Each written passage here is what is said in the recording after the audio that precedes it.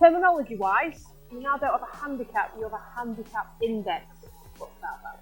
So basically the current Congo exact handicap is going to change, and you're now going to have something called a handicap index, and that's where we start the handicapping journey almost when we play golf. So that's going to be your best 8 out of your last 20 scores. So a little bit different to where we are now.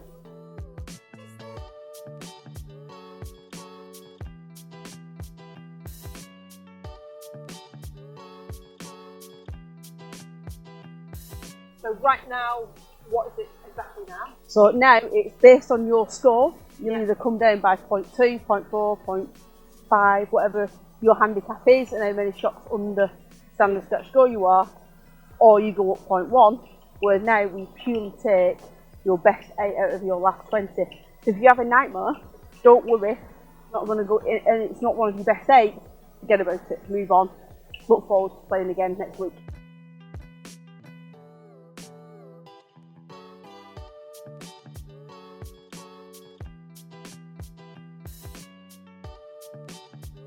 So actually, the more you play, the more you can... The more accurate your handicap becomes. Yeah, exactly. So how do you get a handicap? Is it similar to now? So yeah, if you're a new golfer, or you've not yet got your handicap, it's more or less exactly the same. 3 scores or 54 holes, so 6 nines if you want. Right. You don't have to play 3 lots of 18? Nope, you can play 9s. So as long as you've got 54 holes worth of combined scores, you can be allocated a handicap index. And then that gives you your first index. And then we build up from there till you get 20 scores, and then it becomes the best 8 out of the last 20.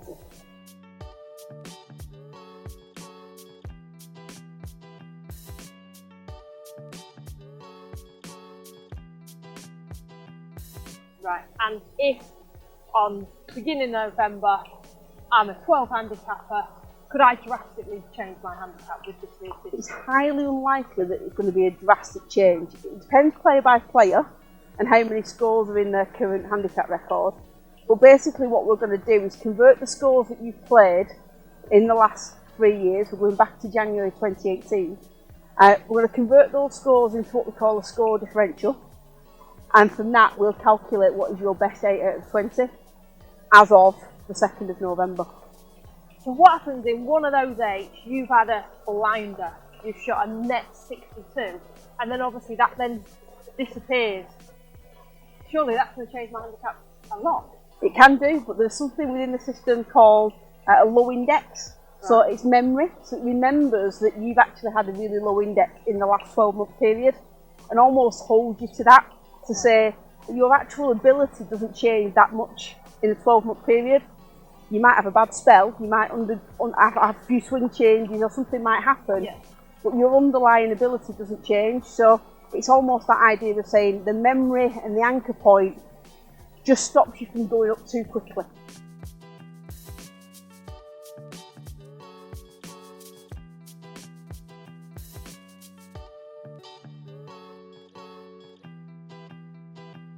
Right, so it's basically the more you play, the more accurate your handicap is. But with this new system as well, there's lots that you've thought of everything. Pretty much, we wanted to try and safeguard the system. What you don't want to do is somebody to be off 12 one day and 24 the day after, because a really good score's dropped off and it's been replaced by a really bad score. So we didn't want that severe jump in players' handicap, so that's why we've got these caps and anchors. So you can't go up more than 5 strokes in a 12-month period. The system physically won't let you. And handicap-wise, what is the highest handicap you can have in this system? The highest handicap index for any player, male or female, is 54.